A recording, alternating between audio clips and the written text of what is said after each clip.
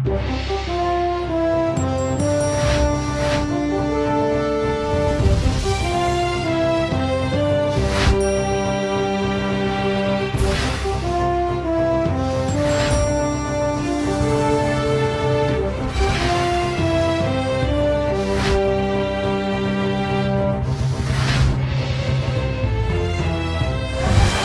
aqui no centro de Katmandu.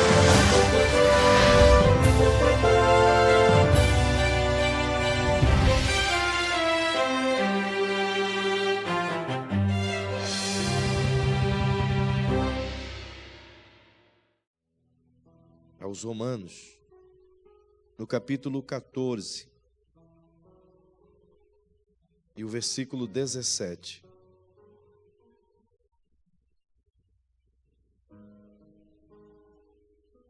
Capítulo 14, verso 17.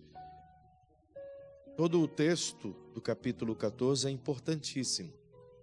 Fala sobre liberdade, sobre amor, sobre tolerância, paciência, longanimidade, mas principalmente o amor para com que tratamos uns para com os outros. Entretanto, nós vamos ler apenas o verso 17, que embora conhecido, mas é importante lê-lo. Pois o reino de Deus não é comida nem bebida, mas justiça, paz e alegria no Espírito Santo. Você pode inclinar a sua cabecinha, por favor, fechar os seus olhinhos? Paizinho majestoso e querido, é na tua presença que nós nos deleitamos uma vez mais. Com estas canções tão maravilhosas que já pudemos entoar ao teu nome, magnificar a ti com o que podemos e com o que somos. E agora temos a oportunidade, Senhor, de nos debruçar diante da tua palavra, abrir os nossos corações, os nossos ouvidos e permitir que o teu Espírito, nosso amado líder e professor, possa derramar sobre nosso coração e dentro de nós, fazer agarrar a tua palavra à nossa alma e possamos nós entender o que o Senhor tem para nós aqui esta noite. Nos inspire, nos ilumine, nos revele, nos leva à compreensão. Enquanto eu estiver a falar, que o teu Espírito Santo esteja a nos ensinar. Peço a tua bênção em o nome santo de Jesus o Cristo. Amém. Amém. Queridos, para mim é um privilégio poder retomar esta série que interrompemos ela por esses dias, essas 3 semanas. E é muito bom podermos voltar a conversar sobre o reino de Deus e principalmente nessa fase que estamos entrando agora dessas 45 lições que a palavra nos ensina sobre o reino. Não que seja o esgotamento de todo o conteúdo do reino, mas em síntese tudo aquilo que a Bíblia tem para nos oferecer, a gente está tentando mostrar aos irmãos de maneira clara e de maneira simples. Portanto, nesse texto em especial, marca um começo extraordinário da vida do ser humano. Nós trabalhamos até aqui tentando vos mostrar a queda da humanidade, como o homem viveu, e como Deus planejou o seu reino em vivência na humanidade todos esses séculos. Desde que planejou em seu coração a construção de um reino celestial e um reino físico, Ele vem trabalhando consecutivamente, tempo em tempo, fazendo todo o esforço, partindo de si mesmo, para que o ser humano possa viver, abrigar e absorver o seu reino e em tudo praticá-lo. Embora as tentativas múltiplas do Senhor por parte do homem não foram assim absorvidas e nem tampouco aceitas, não obstante a isso, Ele ainda insiste e ainda continua a mandar, a pregoar, a ensinar e a traduzir ao coração do homem os seus conceitos do reino de forma exalada em todas as Escrituras.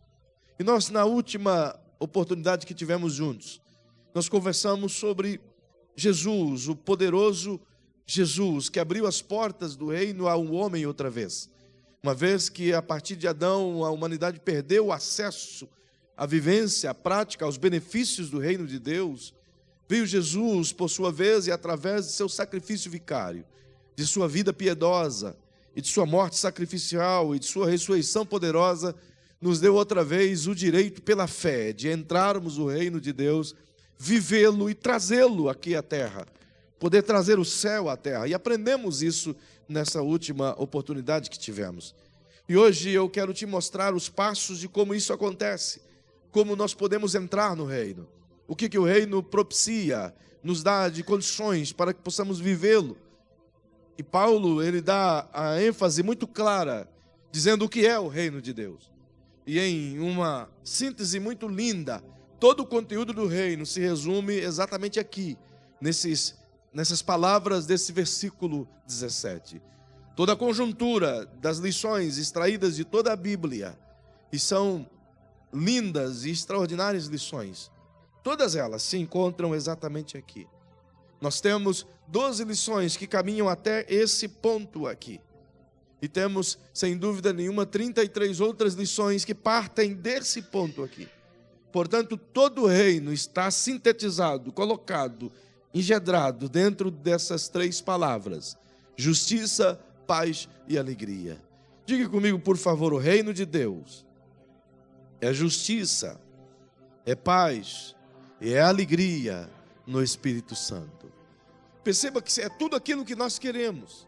Se olharmos num panorama geral de nossa nação hoje, talvez o sentimento que ecoa no coração de cada cristão aqui é um sentimento de frustração, um sentimento de decepção, um sentimento talvez de ira, um sentimento de sentir-se injustiçado diante das demandas que o Brasil enfrenta, e principalmente pela anuência da corrupção que os grandes que poderiam corrigir tudo isso não o fazem.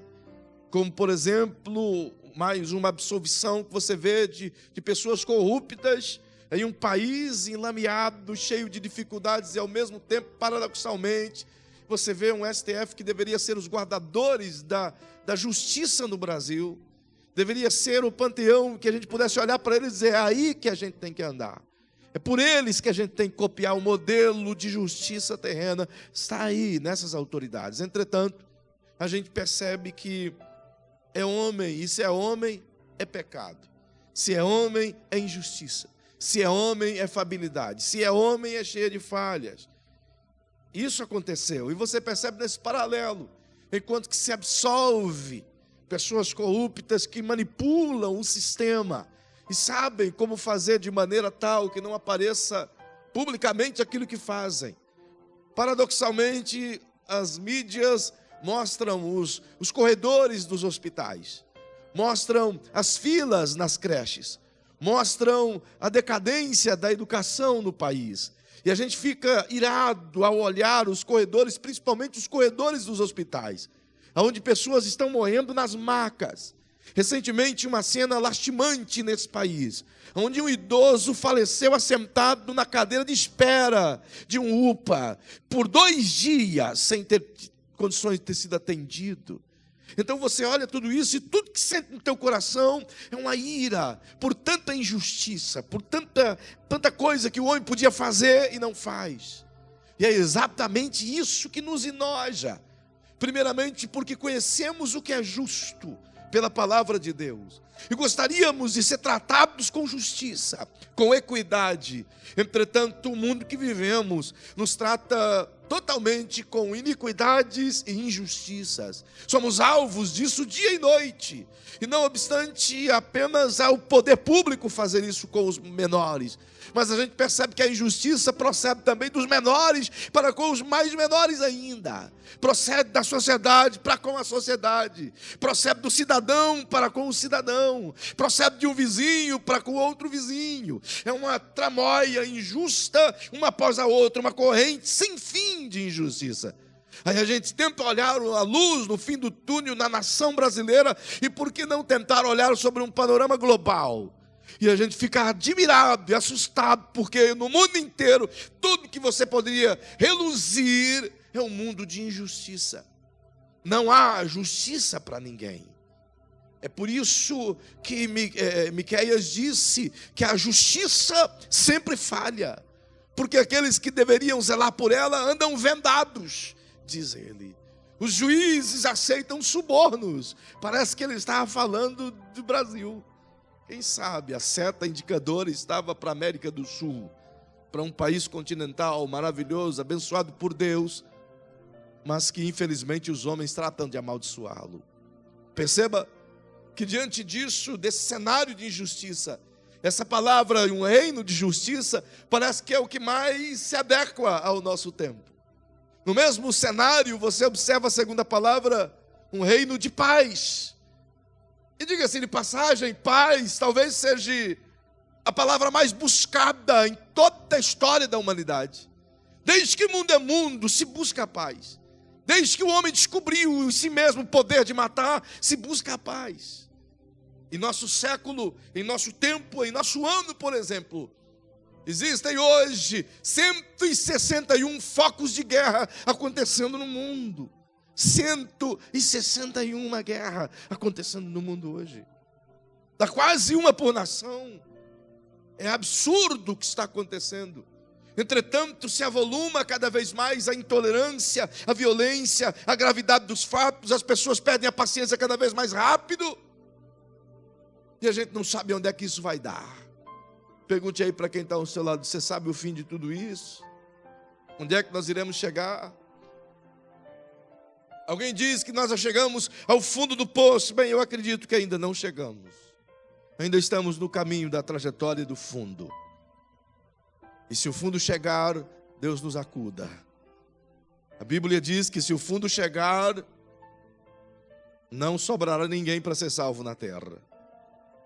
De modo que, na continuação do texto, Paulo diz que além de justiça, que é almejado por todos, além da paz, que é anelado por todos, ele diz que o reino é repleto de alegria no Espírito Santo. Mas não é uma alegria momentânea, passageira, efêmera, que a gente vive na vida social, ou na vida civil, ou nos qualquer momentos de prazer que temos na vida. Ao contrário, é uma alegria que suplanta a alegria mundana. É uma alegria que independe dos favores mundanos. É uma alegria que traz do céu um gozo na alma, que independe da luta, da crise, da dor, da dificuldade que esse está passando. Mas a alegria do reino lhe favorece de tal maneira que ainda que a dor consuma seu corpo, a sua alma consegue enaltecer o eterno, porque ela eclode em alegria dentro do seu ser. Parece uma utopia, mas é nada mais do que uma verdade absoluta. Porque aquele que encontra o reino, ele vive o reino dentro de si, ainda que seu corpo por fora se decomponha e sinta as dores da vida. Todavia a sua alma está cheia de paz, cheia de alegria, cheia de Deus, porque é a conexão com o céu que nos dá condição de viver em paz aqui na terra. Aleluia. Portanto, o reino é tudo isso. E o desdobrar de tudo isso, esse desdobramento dessas três palavras tão intensas, tão profundas e tão necessárias, é tudo que a igreja precisa saber sobre o reino de Deus. E hoje a gente vai tentar entrar nesse contexto da justiça, compreender a justiça sobre os olhos divinos, tentar entender o que Jesus fez para que pudéssemos alcançar a justiça do reino. Percebam que basta dar uma olhada nos dias passados de que já falamos, e puxar na nossa memória a trajetória de Adão e de Eva, até porque foi por eles que começaram tudo, e tudo evidentemente iniciou de catástrofes através deles. O homem vivia com sua família, debaixo de uma hegemonia maravilhosa do reino de Deus, de uma conexão plena, de uma abundante vida, de uma paz perfeita, de uma justiça plena. O Jardim do Éden era o lugar onde essas três palavras abundavam, onde justiça, paz e alegria era o conteúdo da vida no jardim. Tudo que eles precisavam, eles tinham. Mas como sabemos, eles escolheram por si mesmo andar após seus próprios caminhos. Escolheram tomar as suas próprias decisões, sem estar debaixo da orientação de Deus ou simplesmente ignorando a orientação de Deus. Partindo disso, como sabemos, a humanidade decaiu e perdeu toda essa natureza, toda essa beleza, toda essa glória divina. E expulsos do jardim, evidentemente abraçaram o império das trevas e se tornaram dominados pelo mundo que era regido pelo príncipe das trevas, a saber, Satanás, o príncipe da ignorância. Perceba, portanto, que esse mundo caótico que a gente encontra a partir do capítulo 3 de Gênesis, obrigado, meu querido irmão, tudo se deflagra em uma sequência que parece que não vai ter fim até chegar aos nossos dias. Em constantes guerras, mortes, violência, coisas horríveis que a gente não quer nem contar, até chegar nos dias de hoje. Desde os dias em que Adão e a Eva pecaram, o mundo imergiu em uma total escuridão. E Paulo, quando tenta explicar essa situação de o homem desconectado, distanciado de Deus, ele é bastante duro. Embora seja texto conhecido, mas é bom sempre lê-lo, mostrá-lo. E você pode ver comigo, por favor, a descrição de Paulo. Como ele consegue ver o mundo de então. Como ele consegue apontar o seu dedo profético para os nossos dias. E falar exatamente o que está acontecendo hoje. Por exemplo, no capítulo 1 do livro de Romanos. Obviamente, muitos conhecem esse texto. E ele prossegue a partir do verso 18. E ele diz assim: do céu se manifesta a ira de Deus sobre toda a impiedade e sobre toda a injustiça dos homens que detêm a verdade pela injustiça. Ele já começa deflagrando o problema primário, que no qual tem a solução primária. A injustiça que pode ser destruída pela justiça divina. E ele mostra o homem imergido nesse mar de injustiça. E diz, visto que o que de Deus se pode conhecer, neles se manifesta, neles. Porque Deus lhes manifestou. Pois os atributos invisíveis de Deus, desde a criação do mundo, tanto o seu eterno poder, como a sua divindade, se entendem e claramente se veem pelas coisas que foram criadas, de modo que eles são inexcusáveis. O que ele está dizendo aqui? Que o mundo está imergido em uma injustiça e tem se negado a conhecer a justiça de Deus. O mundo está imergido em uma injustiça tamanha e tem afirmado que não é possível compreender e entender Deus. Embora Paulo esteja a dizer que não há como negar, porque tudo em nossa volta aponta para o divino. Os atributos invisíveis e visíveis de Deus estão expostos nas coisas por Ele criadas, na vida por Ele criada, nos elementos por Ele criados. Olhar a natureza é inevitável você ver que tem a majestade do divino cuidando de tudo. É isso que Paulo diz. Ainda que o homem diga, eu sou injusto porque não conheço e não entendo Deus, ele está dizendo, você é injusto porque se imergiu na injustiça e se negou a conhecer o Deus da verdade que existe e está provado diante de vós.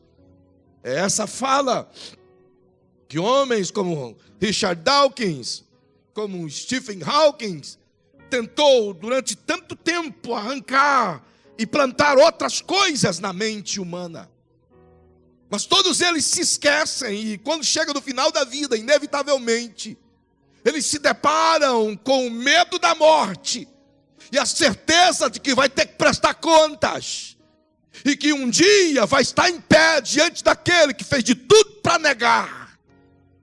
Só que agora não há como ter argumento que possa negar tal evidência da presença do eterno, de um Deus de justiça. Perceba, portanto, é inegável isso. E Paulo continua e diz, pois eles, tendo conhecido a Deus, não o glorificaram como Deus, nem lhe deram graças. Antes seus raciocínios se tornaram fúteis e seus corações insensatos se obscureceram. Dizendo-se sábios, tornaram-se loucos. E mudaram a glória do Deus incorruptível em semelhança da imagem de homem corruptível, bem como de aves, quadrúpedes e répteis. Pelo que Deus os entregou às concupiscências de seus corações, a imundícia, para desonrarem seus corpos entre si, mudaram a verdade de Deus em mentira, e honraram e serviram a criatura em lugar do Criador, que é bendito eternamente. Amém. Pelo que Deus os abandonou às paixões infames, até as suas mulheres mudaram o uso natural no contrário à natureza.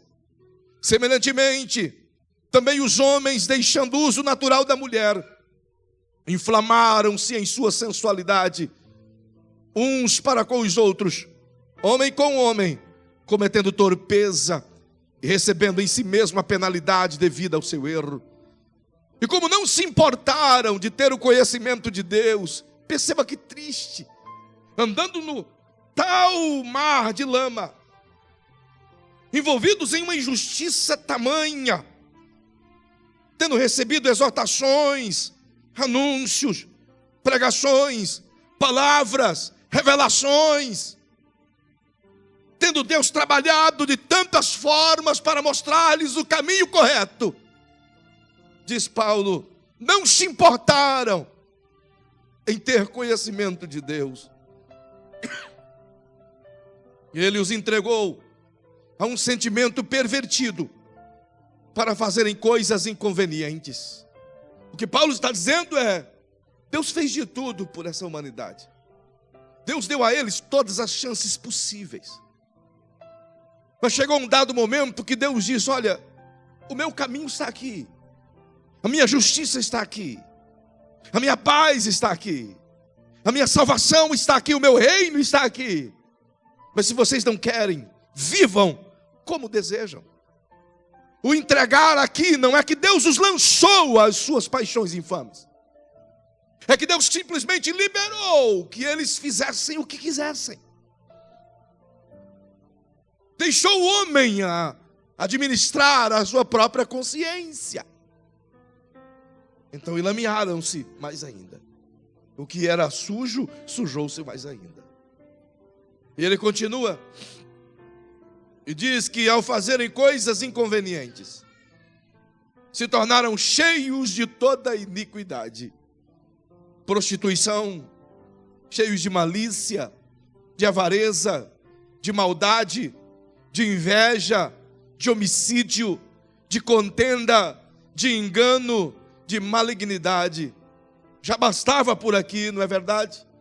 Mas ele continua e diz que eles enlamearam-se mais ainda. E diz que se tornaram murmuradores, detratores, aborrecedores de Deus, injuriadores, soberbos, presunçosos, inventores de males, desobedientes aos pais e às mães, são nécios, infiéis nos contratos, sem afeição natural, irreconciliáveis, sem misericórdia, embora tenham conhecimento da justiça de Deus, que são dignos de morte os que tais coisas praticam, não somente as fazem, mas também aprovam os que as praticam. Essa é a humanidade, é o retrato da humanidade, é o retrato de nossos dias. Se a gente pudesse transformar isso aqui em gravuras, em pinturas, você ia ver as reportagens da TV Globo ou de qualquer outra mídia. Se pudéssemos pegar essas cenas que está aqui, você vai ver nos filmes, nas novelas, nos quadros pintados em toda essa mídia visual que se tem em nosso mundo. É ou não é verdade? Mas Paulo diz que o engano e a injustiça humana é tão tamanha que vai mais além do que isso. E no capítulo 3, ele repete uma fala de Miqueias. Veja, por favor, aos Romanos, capítulo 3. O que a humanidade se tornou. O versículo 9, ele começa dizendo que todos estão debaixo do pecado. Pois que somos nós melhores do que eles? De maneira nenhuma. Pois já demonstramos que tanto judeus quanto gregos, todos estão debaixo do pecado. Como está escrito, não há um justo, nenhum sequer. Não há ninguém que entenda. Não há ninguém que busque a Deus. Todos se extraviaram. e juntamente se fizeram inúteis. Não há quem faça o bem, não há nenhum só. A sua garganta é como um sepulcro aberto. Com as suas línguas tratam enganosamente.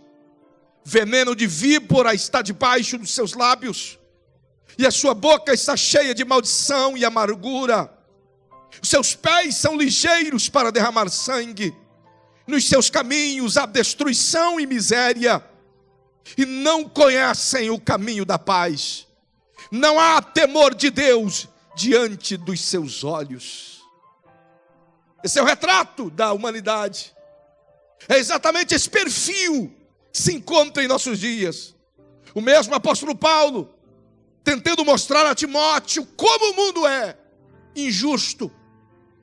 Ele lá na sua segunda carta ao jovem Timóteo, no capítulo 3, veja o que ele diz, profetizando acerca de nossos dias. Ele diz: sabe, porém, isto: nos últimos dias sobrevirão tempos difíceis. Segundo Timóteo 3:1. Pois os homens, como são? São amantes de si mesmos, gananciosos, presunçosos, soberbos, blasfemos, desobedientes a pai e mãe, ingratos, profanos, sem afeição natural, irreconciliáveis, caluniadores, sem domínio de si, cruéis, sem amor para com os bons, traidores, atrevidos, orgulhosos, mais amigos dos prazeres do que amigos de Deus, tendo aparência de piedade, mas negando-lhe o poder. Afasta-te também destes. É o cenário que a gente vive. É um mundo no qual está a injustiça impetrada, engedrada, convivendo lado a lado e no coração de cada ser humano. Isso posto, foi o resultado da queda de Adão, levando o homem a entender que é impossível o homem justificar-se através de suas boas obras. É impossível o homem se tornar salvo, se tornar amigável diante de Deus por praticar boas coisas, por dar-se. Até porque, olha o que Isaías libera de palavra no capítulo 64 do livro de Isaías. Amados, como é triste. E o verso 6, ele diz assim: todos nós somos como o imundo, e todos os nossos atos de justiça são como trapo de imundícia. Todos nós caímos como a folha, e os nossos pecados, como um vento, nos arrebatam. É exatamente esse panorama que a Bíblia mostra do homem sem Deus. Eu gostaria que você se dirigisse para quem está ao seu lado e dissesse a essa pessoa: a Bíblia ensina de maneira trágica, para que todos saibam que é impossível o homem, pelo seu próprio esforço, alcançar a justificação. Impossível! Nenhum homem é capaz de justificar-se diante de Deus. Nenhum homem é capaz de chegar diante dele em juízo e dizer: eu errei por causa disso, disso e disso. Me desculpa porque eu não sabia isso e aquilo outro. Olha o que o apóstolo Paulo diz, escrevendo aos Romanos, no capítulo 3. Perceba que trágico é para a humanidade não observar a palavra do Eterno. O verso 19 do capítulo 3 e o verso 20 diz: ora, nós sabemos que tudo o que a lei diz, aos que estão debaixo da lei o diz, para que toda boca esteja fechada e todo homem seja condenável diante de Deus.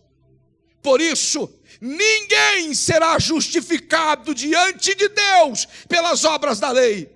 Antes, pela lei, vem o conhecimento do pecado. Ele está dizendo: que o homem é pecador desde os dias de Adão. E que por mais que ele se esforce para ser santo, para se justificar, é incapaz de fazê-lo. Então a lei foi gerada, foi dada, e ela simplesmente mostra ao homem o seu real estado. O que o homem já tinha, vem a lei e lhe coloca nos olhos dizendo: isso aqui é o que você faz. A lei veio para potencializar aquilo que nós somos incapazes de fazer. Ela veio para mostrar a nossa verdadeira realidade. É por isso que Tiago afirma no seu livro, de forma tão categórica, venha comigo, por favor, falando da severidade da lei. Irmão, no capítulo 2 de seu livro, no versículo 9 e o versículo 10, ele diz assim: mas se fazeis acepção de pessoas, cometeis pecados, sendo arguidos pela lei como transgressores. Pois qualquer que guardar toda a lei, mas tropeçar em um só ponto, é culpado de todos. Ele está dizendo que se o homem quiser ser justo pelas obras da lei, ele não conseguirá. Porque a lei possui 613 códigos, e ele precisa guardar os 613. Ainda que fosse apenas os 10 mandamentos, seria impossível guardá-los de tal maneira, porque o homem peca dentro de seus corações. Foi o que Jesus disse, que o homem não peca do lado de fora, ele peca por causa daquilo que tem dentro. Ele disse: o que contamina o homem não é o que ele come, pois o que ele come trabalha o seu estômago e é colocado para fora. Mas o que contamina o homem é o que sai de dentro do seu coração pela sua boca. Portanto, o pecado não está na carne do lado de fora, o pecado está na carne do lado de dentro. Logo, ao homem é impossível justificar-se, chegar diante do Altíssimo e dizer: eu errei, mas eu errei porque eu não sabia que não podia errar. E se ele der essa desculpa, se ainda tentar se justificar, dando essa esfarrapada desculpa de que não sabia, de que não teve evangelho, de que não teve anúncio, de que não teve palavra de Deus ao seu coração, ainda assim, Deus tem uma palavra para ele. E Paulo escreve no capítulo 2 de Romanos, meu irmão, e o versículo 13 até o 15, diz Paulo: pois os que ouvem a lei não são justos diante de Deus, mas os que praticam a lei hão de ser justificados. Quando os gentios que não têm lei fazem naturalmente as coisas que são da lei, não tendo eles lei, para si mesmos são lei. Eles mostram a obra da lei escrita em seus corações, testificando juntamente a sua consciência e os seus pensamentos, quer acusando-os, quer defendendo-os. Não há como escapar, porque o certo e o errado foi colocado no coração do ser humano. Não há como fugir ou se auto-justificar diante de Deus. É por isso que no capítulo 3 do mesmo livro de Romanos, e o verso 23, Paulo diz: todos pecaram e estão destituídos da glória de Deus. Não sobra ninguém, todos são injustos. E perceba que, buscando a justiça divina, a lei não poderia justificar, não foi capaz de justificar ninguém. A lei por si mesmo se tornou incapaz de levar o homem a essa justificação diante do divino. Porque mesmo que tentasse eles guardar, em algum momento pecava ou errava em um dos códigos, artigos, e consequentemente errava em todos os outros. Mas então, como podemos ser justos? Como o homem pode se justificar? Se ele por si não é capaz, a lei não é capaz de fazê-lo. Quem sabe poderia se justificar pelas obras, também não é capaz. Se não perceba o que Paulo escreve, venha comigo, por favor. Vamos trabalhar isso agora. No capítulo 3, Paulo escreve aos Romanos, verso 22, isto é, a justiça de Deus pela fé em Jesus Cristo para todos e sobre todos os que creem, e não há distinção, pois todos pecaram e destituídos estão da glória de Deus, e são justificados gratuitamente pela sua graça, pela redenção que há em Cristo Jesus. Por que Paulo está dizendo isso?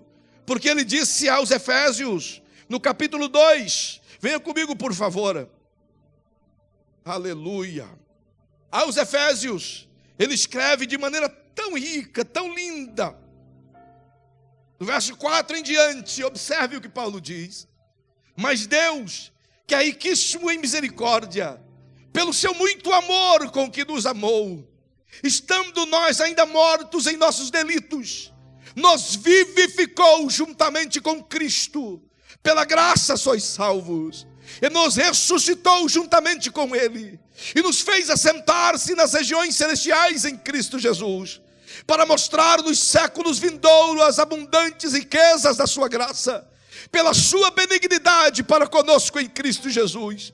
Pois é pela graça que sois salvos, por meio da fé. Isso não vem de vós, é dom de Deus, não é das obras, para que ninguém se glorie, pois somos feitura sua, criados em Cristo Jesus, para as boas obras, as quais Deus preparou, para que andássemos nelas. Você devia ter aplaudido a Jesus também, só para barulhar um pouco mais, sabe? Glorificar e aplaudir, o barulho é melhor. Perceba que coisa legal. Tiago expõe algo sobre isso. Só que o que o Tiago quer dizer no capítulo 3 do seu livro não é que as obras salvam o homem, é que o resultado de uma vida salva é boas obras. Não é que praticando boas obras o homem é justificado, mas é que pela fé ele pratica boas obras. Então o fim não é as obras, mas é a fé que o leva a praticar boas obras. Querendo dizer que se eu fui justificado pela fé, eu preciso ter boas obras. E é por isso que Paulo diz que nós fomos gerados para praticar boas obras. E se eu disser que eu tenho fé e sou justo, mas a minha vida é uma vida de derrotas, sem boas obras, então eu não sou um crente salvo. Porque o testificar da minha salvação é os meus rastros. E é isso que é viver o reino, onde as pessoas se enganam com a fé. Viver o reino não é colocar uma camiseta no peito com esse slogan bonito que a gente tem: eu vivo o reino. Não é desenhar na Bíblia: sou cidadão do reino.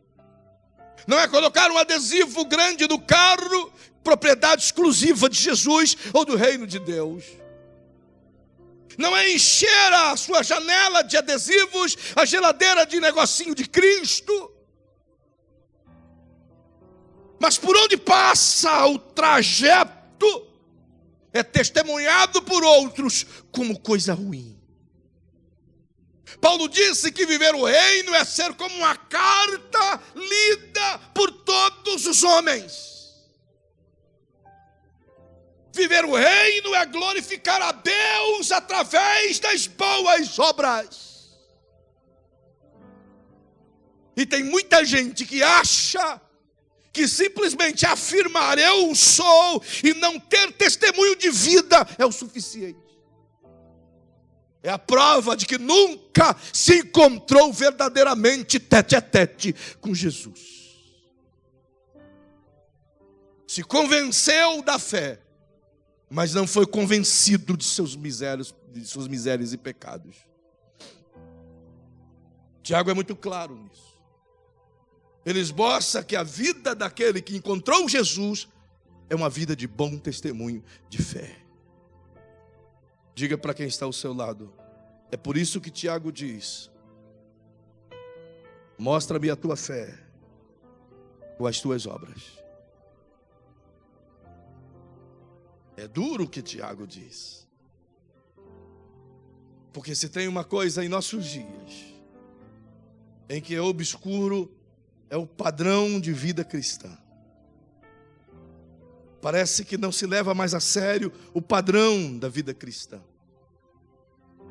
E se você quiser ter uma igreja abundantemente cheia do dia para a noite, afrouxe o padrão. E evite falar da conduta. Não é verdade?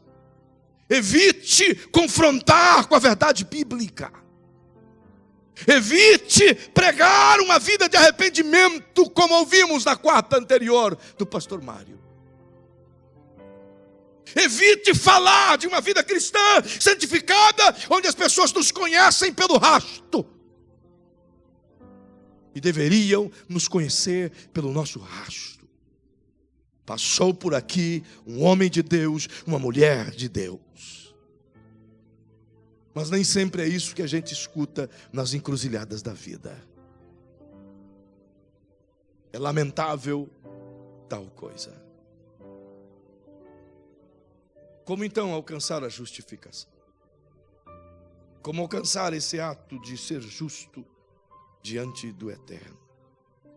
Bem, eu preciso te levar a compreender isso em alguns minutinhos, em alguns versículos aqui. Volte a sua Bíblia comigo, por favor. No mesmo livro de Paulo aos Romanos, mas desta feita no capítulo 4. Vamos tentar compreender o que esse homem de Deus assim o diz. O verso 1 faz uma pergunta. Como está aí na tela, você pode acompanhar. Que diremos, pois? Ter alcançado Abraão, nosso pai, segundo a carne. Se de fato Abraão foi justificado pelas obras, tem de que se gloriar, mas não diante de Deus. Por que ele está dizendo isso? Porque o verso 3 e 4 ele responde. O que diz a Escritura? Abraão creu em Deus, e isso lhe foi imputado para a justiça. Ora, aquele que faz qualquer obra, não lhe é imputado o galardão segundo a graça, mas segundo a dívida. O que ele está dizendo aqui? Se Abraão fosse justificado pelas obras, primariamente pelas obras, e não primariamente pela fé, então tudo aquilo que ele fez de boa obra diante de Deus, seria descontado da dívida dele. Não seria dado um galardão, seria descontado da dívida. Por quê? Porque a dívida do homem para com Deus é impagável. Então, se é pelas obras, cada boa obra de justiça desconta da dívida de injustiça. Agora pergunta para quem está ao seu lado, pelo tamanho da dívida, daria para pagar fazendo boas obras? Deu para entender? Se é pelas obras, estamos devedores. Então, Paulo diz, no verso 5, não obstante, aquele que não trabalha, mas crê naquele que justifica o ímpio, a sua fé lhe é imputada como justiça. Deixa eu explicar isso aqui, para você não entender que Jesus está em Paulo apoiando a vagabundagem. É bom ser bem claro, não é? Que hoje em dia qualquer frase vira um sermão na internet, ao contrário do que a gente ensinou.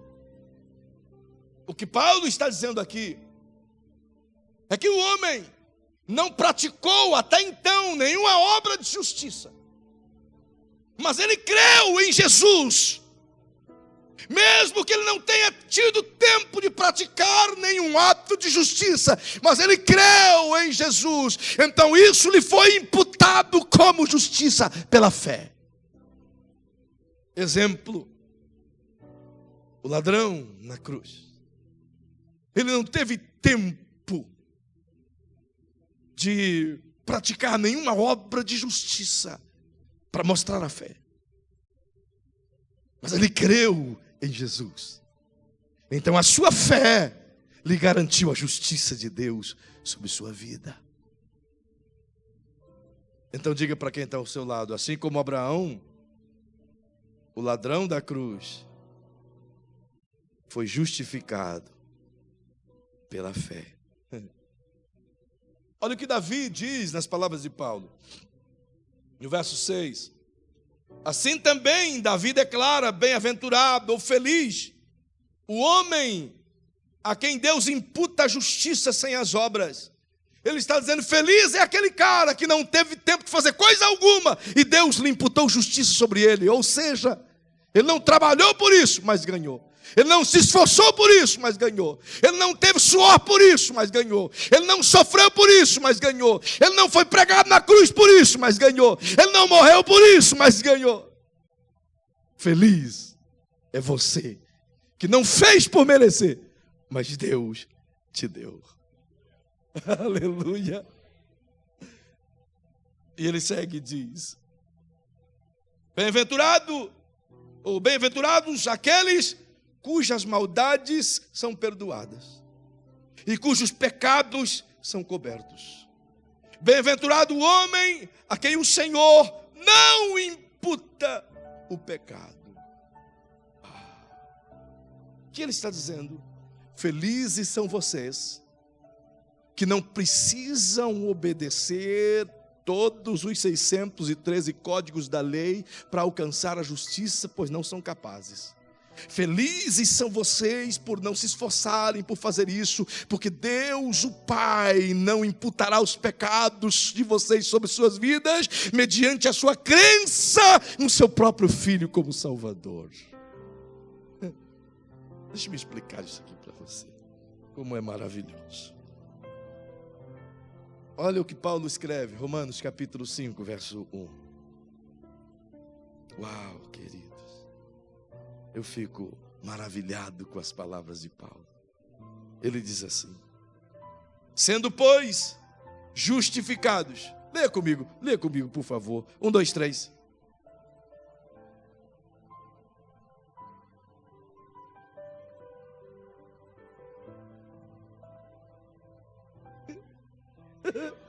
Sendo, pois, justificados pelas obras. Sendo, pois, justificado pelo seu esforço. Sendo, pois, justificado pelo seu bom dinheiro. Sendo, pois, justificado pela sua caridade. Sendo, pois, justificados pela fé. Você creu nele, então ele te justificou. A justificação do crente é pela fé em Cristo Jesus. Ah, isso é tão poderoso. A continuação é tão maravilhosa, eu só vou ler.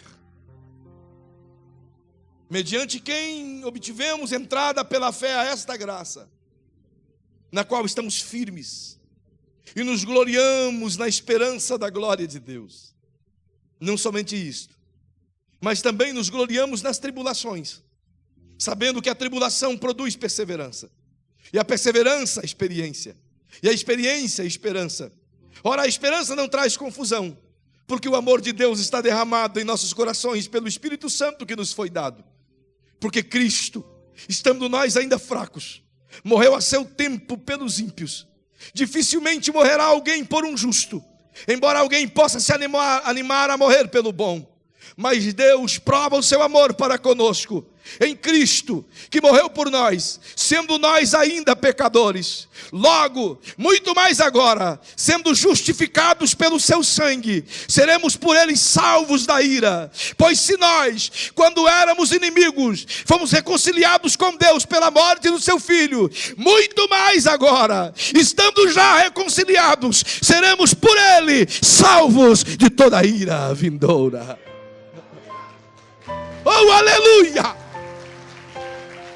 Aleluia! O que quer isso dizer? Que éramos injustos, ser humano injusto, tentando alcançar justificação diante do divino, não conseguindo em nenhuma esfera. Então vem o Jesus e diz: eu vou arrumar um meio de reconciliá-los com o Pai, de justificá-los diante do Pai. São pecadores, mas eu vou justificá-los. São pecadores, são incapazes de se auto-justificar, então eu vou justificá-los. Como? Eu vou me doar por eles, vou me entregar por eles, vou morrer por eles, vou assumir a culpa deles, vou assumir o preço deles. Isso é tão poderoso. E eu queria que você entendesse esse texto. Venha comigo, por favor, 2 Coríntios, capítulo 5, verso 21. Aleluia, aleluia. A graça do Senhor está aqui sobre nós esta noite. Oh, aleluia. 2 Coríntios 5, 21. Olha o que diz. Aquele que não conheceu o pecado, ele, quem? Deus, o fez pecado por nós. Leia comigo, por favor. Leia comigo. 1, 2, 3.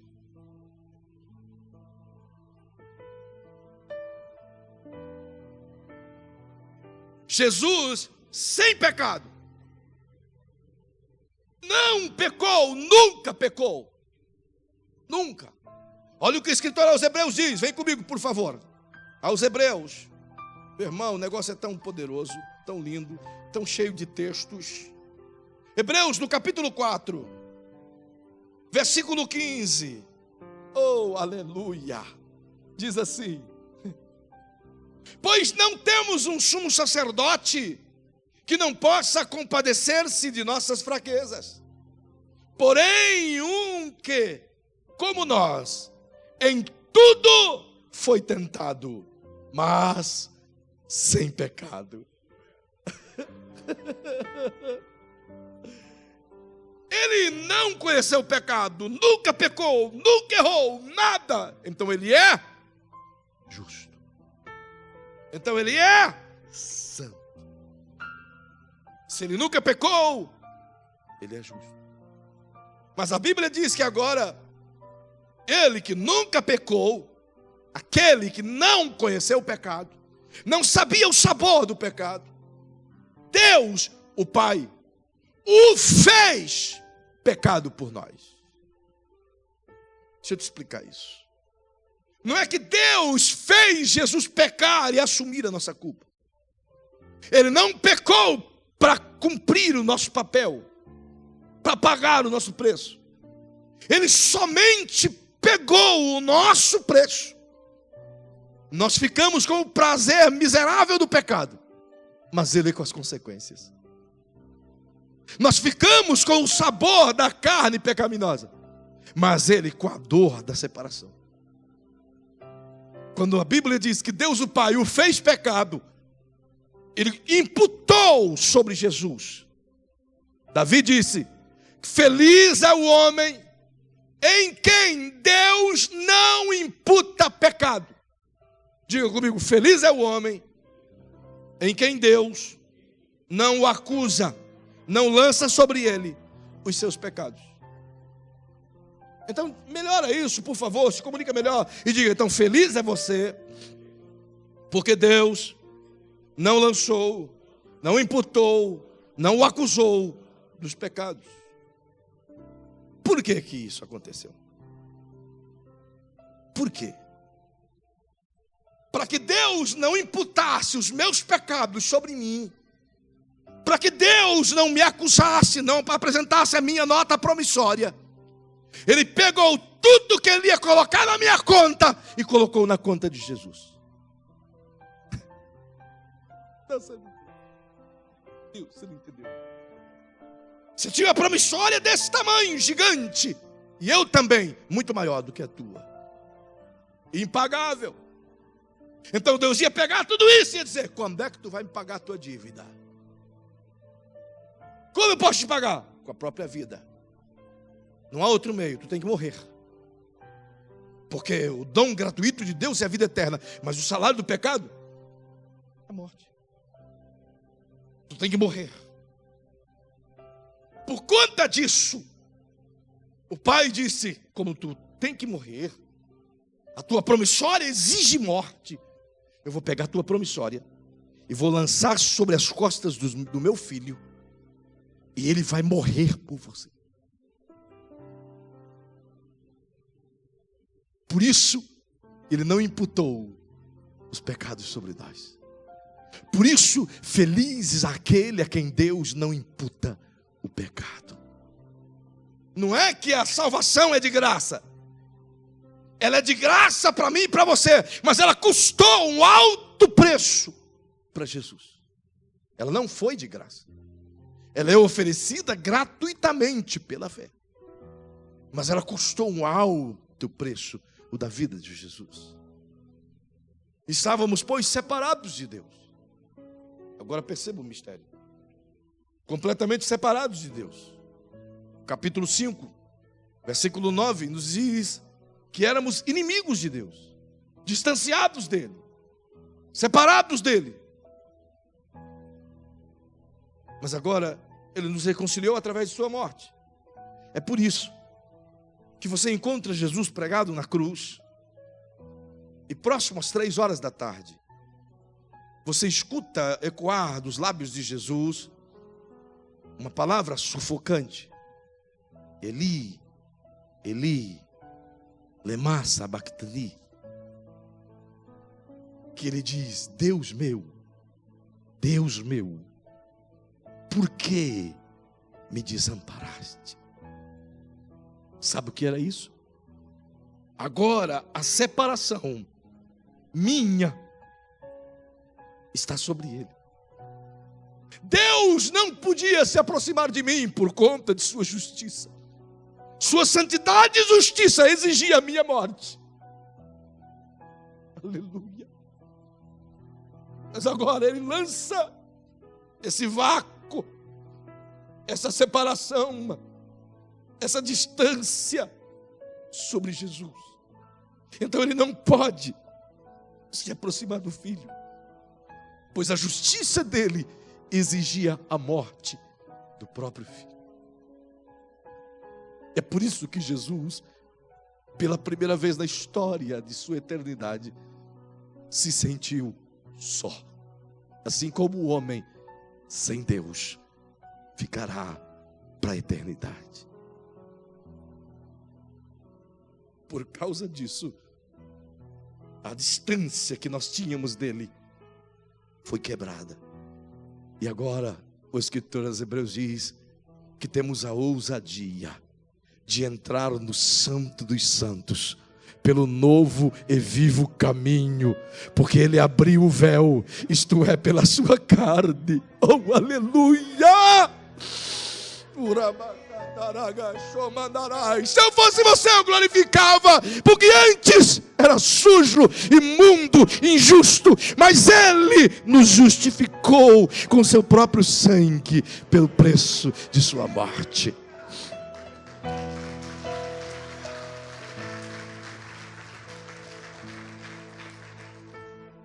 Aleluia. Então, como faço para ser justo? Pergunta para quem está perto de você. Como faço para ser justo? Se os meus atos de justiça são como trapos de imundícia, se tudo aquilo que eu tento fazer de bom vira em mal, como posso ser justo? Bem, a Bíblia responde: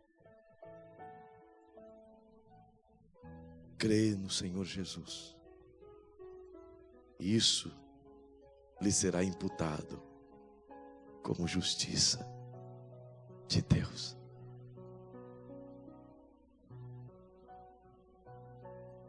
Paulo diz, no verso 21 que estávamos lendo: aquele que não conheceu o pecado, ele o fez pecado por nós. Coloca na tela.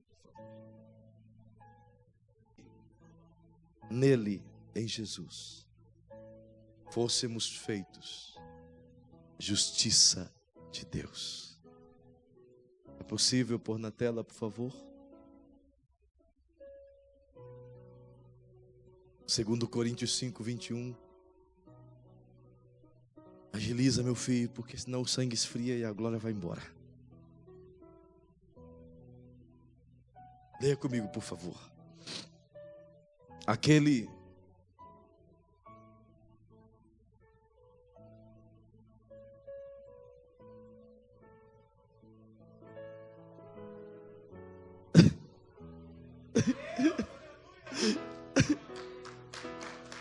aleluia. Se você puder colocar a mão sobre o ombro de quem está perto de você. Deixa aí na tela, filho, por favor. Põe a mãozinha no ombro dessa pessoa. E diga assim, de novo, diga: aquele que não conheceu o pecado, Deus o Pai o fez pecado por nós, para que nele, em Jesus, você e eu fôssemos feitos justiça de Deus. Quem você é, então? Quem você é, então? Quando as pessoas olharem para você e perguntarem quem você é, o que deve responder? Sabe o que isso quer dizer? Que quando o diabo aponta o dedo para mim e para você, fica sem efeito. Porque você foi feito justiça de Deus. Porque eu sou justiça de Deus, eu não preciso mais pecar. Não preciso mais. E não posso mais pecar. É por isso que a gente passa a maior parte da vida cristã. E eu só vou te dar essa nota e, óbvio, vamos orar. Mas a gente passa a maior parte da vida cristã tentando não pecar. É ou não é verdade? Passamos o dia inteiro tentando ser justos, não pecar.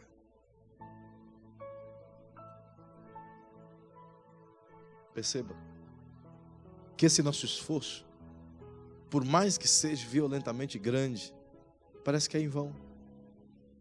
Porque volta e meia a gente tropeça no mesmo tijolo que a gente tropeçou ontem. É ou não é verdade? A gente dá a topada com o dedão machucado no mesmo lugar que a gente deu ontem. Por quê? E Paulo diz aos Romanos, no capítulo 6, o verso 14, que se eu crier que Jesus me justificou e Ele me fez justiça de Deus, então ele diz assim: e o pecado não tem mais domínio sobre vós. Ele não diz: e o pecado não terá domínio. Ele diz: e o pecado não tem mais. Ou seja, quebrou-se as algemas, quebrou-se as correntes. Não sou mais escravo do pecado, mas agora sou escravo da justiça. Não vivo mais sob as correntes do pecado, mas agora vivo debaixo das leis de Cristo, a lei do amor. Então, se eu não sou mais escravo do pecado, e se o pecado não reina mais em mim, por que ainda continuo a errar? Porque eu continuo tentando não errar pelas minhas próprias forças. Mas quando eu realmente crer que Jesus me justificou, então esse pecado não terá mais forças nenhuma dentro de mim para me dominar. Porque eu não venço o pecado porque eu luto, porque sou bom. Eu venço o pecado porque eu criei em Cristo e Ele venceu o pecado. Eu não perdoo porque eu agora estou cheio de amor de Deus e eu posso perdoar. Eu perdoo porque Ele me perdoou e me ensinou e me capacitou a perdoar. Não amo porque me tornei um cara legal e aprendi a amar. Eu devo amar simplesmente porque Ele me amou primeiro. E o seu amor foi derramado em mim. Ele está dizendo, nós, seres humanos, não somos capazes de perdoar. Não somos capazes de amar. Não somos capazes de viver bem. Não somos capazes de cuidar um do outro. Não somos capazes de fugir do pecado. Mas Ele colocou em nós a sua justiça, para que por meio dela pudéssemos vencer todas estas coisas. Então, a síntese é: assim como Abraão foi justificado pela fé, a nossa justificação também é pela fé em Cristo Jesus. Crer no que Ele fez é o suficiente. Crer no que Jesus fez é o suficiente. Diga para quem está pertinho de você: crer no que Jesus fez é mais do que suficiente. Só para não deixar vagando na sua mente, alguém pode dizer, então quer dizer que eu posso pecar, Ele já me justificou mesmo? E quer saber? A justificação de Jesus é para a eternidade. Ele não tem que morrer de novo para te justificar outra vez. O perdão de nossos pecados, Ele nos perdoou todos os nossos delitos e pecados. Diga comigo, Paulo diz, Jesus Cristo nos perdoou todos os nossos delitos e pecados. Quem são esses todos? De onde são esses todos? De que tempo são esses todos? Vamos melhorar isso então? Só para terminar bem aconchegante. Coloca a mãozinha de novo no ombro da pessoa mais querida perto de você, o mais querido. E diga para esse querido assim: desde que você nasceu, até o dia em que você entregou-se a Jesus. Desde o dia em que você entregou-se a Jesus, até agora, Ele perdoou. Agora pergunte, e de agora em diante? Até o dia em que você morrer. Melhora isso e diga, Ele perdoou também.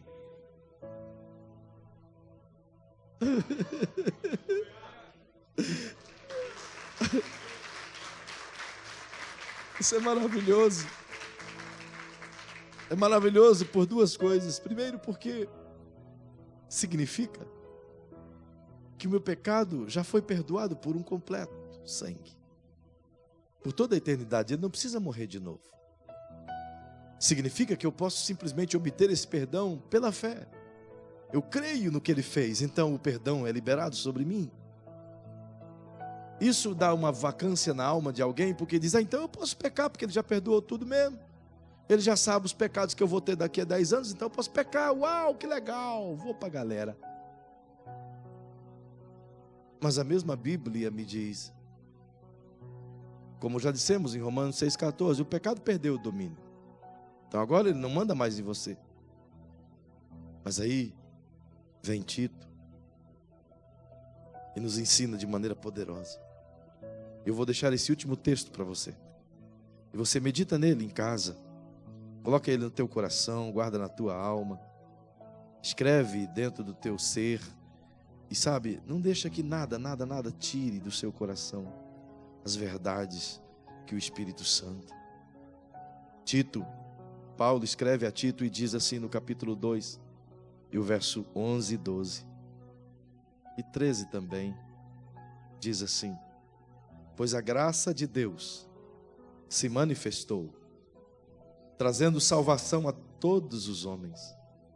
Ela, a graça, nos ensina a abandonar a impiedade e as paixões mundanas, para que vivamos nesse presente século sóbria, justa e piedosamente, aguardando a bem-aventurança e o aparecimento da glória de nosso grande Deus e Salvador Jesus Cristo. 14. O qual a si mesmo se deu por nós, a fim de remir-nos de toda iniquidade e purificar para si um povo todo seu, zeloso de boas obras. A graça nos ensina a fugir do pecado. Por isso eu não peco mais. Eu criei, então a graça entra em operação para me ensinar a santificar-me dia após dia. E o Espírito Santo trabalha isso em mim, conforme Romanos capítulo 8, e que não posso lhe falar. Queria que você ficasse em pé. As pessoas tentam praticar boas obras para serem identificadas como filhos de Deus. Se enganam. Elas precisam primeiro ser identificadas como filhos de Deus, então virão as boas obras. Não é a nossa identidade ou as nossas obras que nos traz a nossa identidade, mas é a nossa identidade que deveria trazer as nossas boas obras. Então é olhar para mim mesmo e saber que eu sou justiça de Deus, crer que Ele me fez justiça de Deus, então as boas obras me seguirão, então os pecados fugirão de mim, então as trevas serão dissipadas, e os meus olhos serão abertos, porque a graça me ensinará a fugir das concupiscências, dos desejos infames da minha carne. Então eu poderei viver finalmente no Espírito, como Paulo orienta a viver em Gálatas 5,19. Portanto, se quisermos ser justos, não é pelas obras, não é pela força. Zacarias diz: não por força, não por violência, mas pelo meu Espírito, diz o Senhor. Aleluia. Eu quero orar com vocês esta noite. O Senhor tem buscado um povo santo, zeloso e de boas obras. E Ele virá buscar uma igreja santa, zelosa e de boas obras. Feche seus olhinhos, por favor. Olhe para dentro de você mesmo.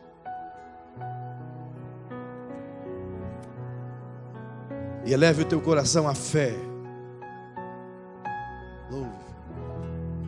Que você é justiça de Deus.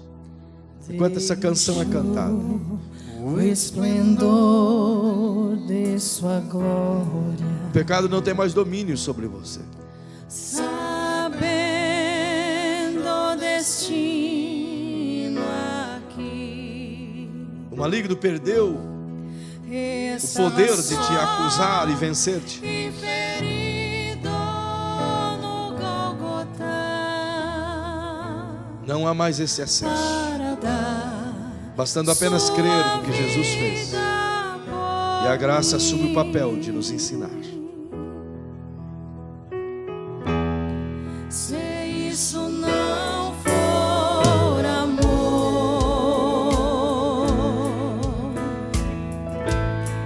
o oceano secou,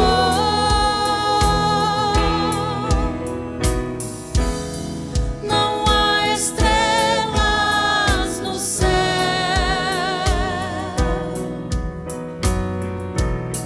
e as andorinhas não voam mais.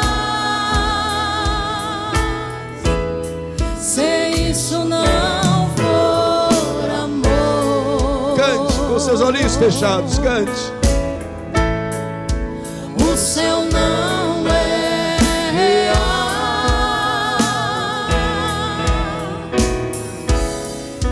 Tudo perde o valor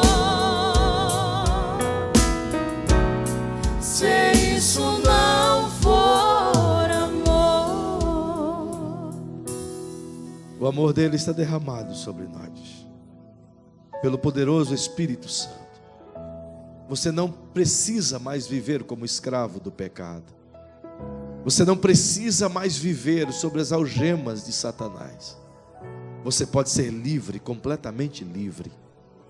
Ele já te deu essa liberdade de escolhê-lo. E você pode agora decidir isso. Se houver alguém aqui essa noite, eu quero orar por você, alguém. Agora, vem filhinha aqui comigo, vem.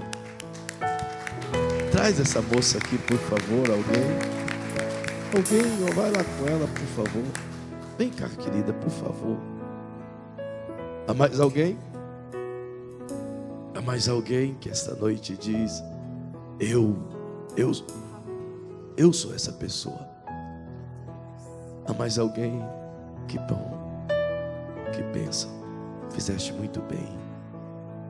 Há mais alguém? Ainda há tempo, ainda há tempo.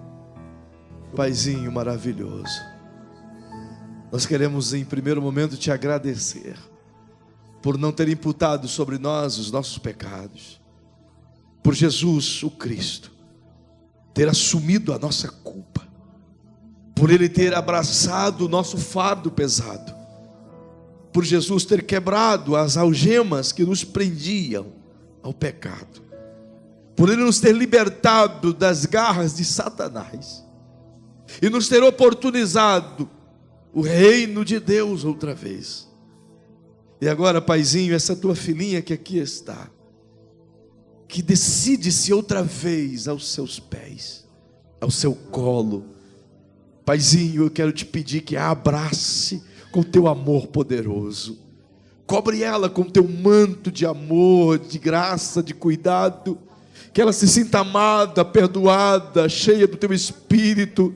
Que outra vez uma comunhão do reino possa vir sobre ela, e a paz interior volte, o seu coração possa entender e ser cheio da alegria do teu Espírito. Oh, eu lhe peço isso agora, Salvador querido. Vem em nome de Jesus dar a paz. Abençoa a tua igreja, teus filhos. Ensina-nos a amar e a viver essa fé. Ensina-nos, Senhor, a crer no que o Cristo fez e saber que nós somos a justiça de Deus. Eu lhe peço isso agora, Pai querido, em nome de Jesus o Cristo. Amém. Dá um abraço bem apertado em quem está perto.